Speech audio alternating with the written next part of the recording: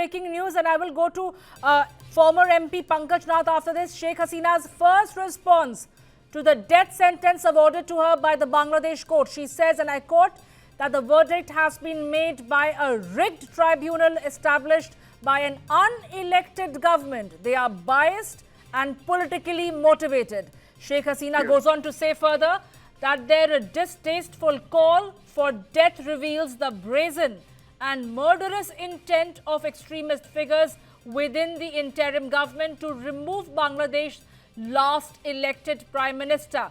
They want to nullify the Awami League, is what Sheikh Hasina said in her first statement, her first reaction as a response to the death sentence awarded to her by the Bangladesh court. And I repeat, she said that the verdict has been made by a rigged tribunal established by an unelected government. They are biased and politically motivated. Their distasteful call for death reveals the brazen and murderous intent of extremist figures within the interim government to remove Bangladesh's last elected Prime Minister. They want to nullify the Awami League. Well, that is the big breaking news that we're getting you at this point in time. That is me. Mr. Pankaj Nath, if you can hear me, this is the first response that we are putting out on our screens right now of a former Prime Minister, Sheikh Hasina, responding to the death sentence that has been awarded to her by the court. What do you have to say? She says that it looks like a sinister plot to nullify the Awami League. Will this work? I think, yes, I made my comments just earlier, just a few minutes ago. So, yes, this is the politically orchestrated verdict or tribunal was formed by a political ill motive, ultimately to oust Sheikh Hasina from the political race of Bangladesh.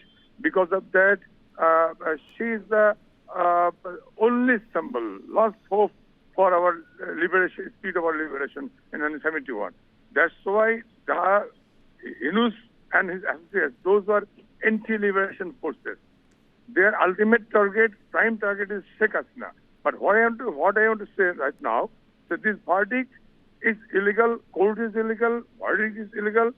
People of Bangladesh is not ready to accept this, so the verdict.